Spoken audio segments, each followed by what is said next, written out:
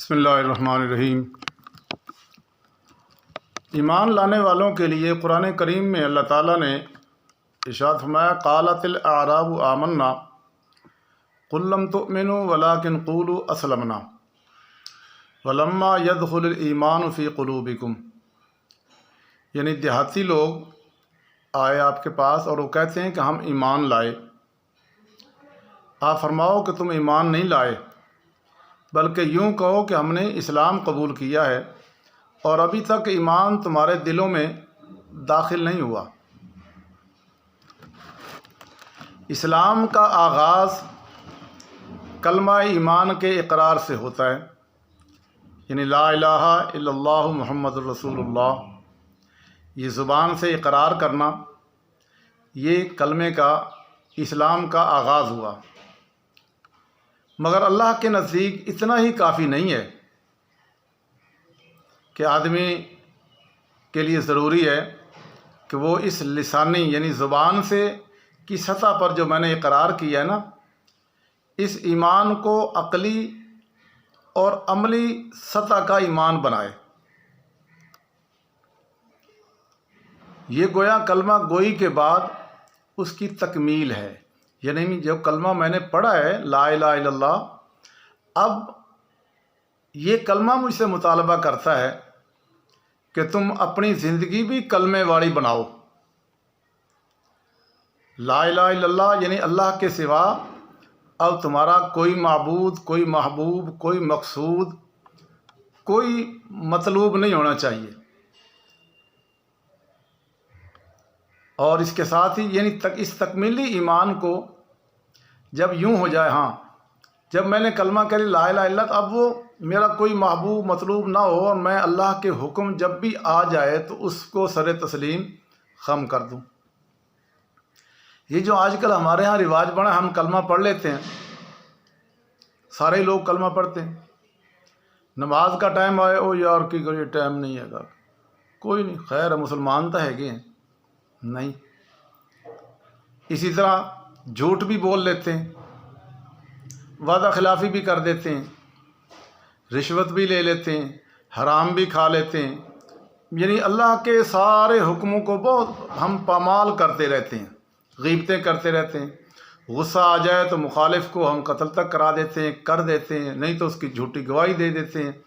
یہ سارے کام جو کرتے ہیں یہ ایمان کے مخالف ہیں، کیونکہ جب آپ نے وہ منافقین، یہ آیت جو تھی در حقیقت منافقین کے بارے میں آئی تھی نا، جو آ کے کہنے لگے جی ہم آپ پہ ایمان لائے ہیں، آپ کے بندے بن گئے ہیں، جب آپ جس طرح کہیں گے اس طرح۔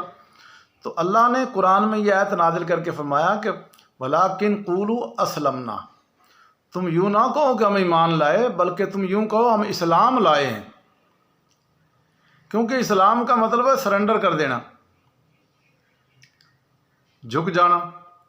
تم ہماری تلوار، ہماری طاقت، ہماری جو مدینے میں ریاست بڑھ رہی ہے نا، روز بروز فتوحات ہو رہی ہیں، تم اس سے ڈر کے مرعوب ہو کے تم نے سوچا کہ یار ان کی مان لو، اندر سے اپنا ان کے ساتھ رکھنا تعلق، اوپر سے کیا رکھو۔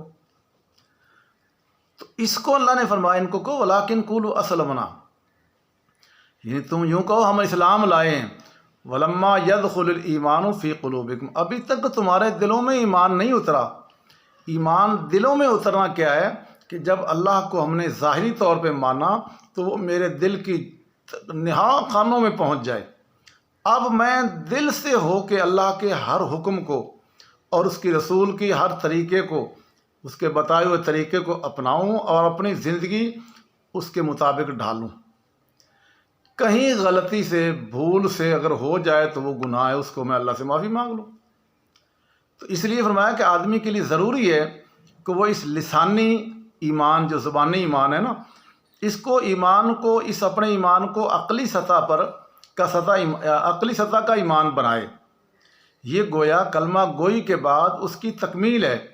اسی تکمیلی ایمان کو قرآن کہتا ہے وَلَمَّا يَدْخُلُ الْإِيمَانُ فِي قُلُوبِكُمْ، کہ وہ ایمان ابھی تمہارے دلوں میں داخل نہیں ہوا۔ یہ ایمان کو قرآن نے داخل القلب کہا ہے، اس آیت سے مراد قلب سے مراد دل نہیں بلکہ قلب سے مراد ذہن ہے۔ تمہارے ذہنوں کے اندر یکسوئی کے ساتھ ایک اللہ کی توحید نہیں بیٹھی، اور رسالت کا مقصد تم نہیں سمجھے۔ رسالت کا مقصد کیا تھا کہ اس رسول کی اطاعت کی جائے، رسول جس کام سے روکے اس کام سے رک جائے، جس کام کے کرنے کا حکم دے اس کو کرے، خواہ میرا دل کرے یا نہ کرے، ہر صورت میں اس کی میں نے اتباع کرنی ہے۔ کیوں فرمایا وما ارسلنا من رسول الا لیطاع باذن اللہ، ہم نے رسولوں کو اس لیے بھیجا ہے تاکہ تم ان کی اطاعت کرو اللہ کے حکم سے۔ تو جو بندہ رسول کے حکم کو نہیں مان رہا، اس کے مطابق نہیں چل رہا، تو وہ رسول کی اطاعت نہیں نہ کر رہا، تو اس نے رسالت کا انکار کر دیا۔ کہاں یہ رسول کو کب مانا اس نے؟ پھر تو ایمان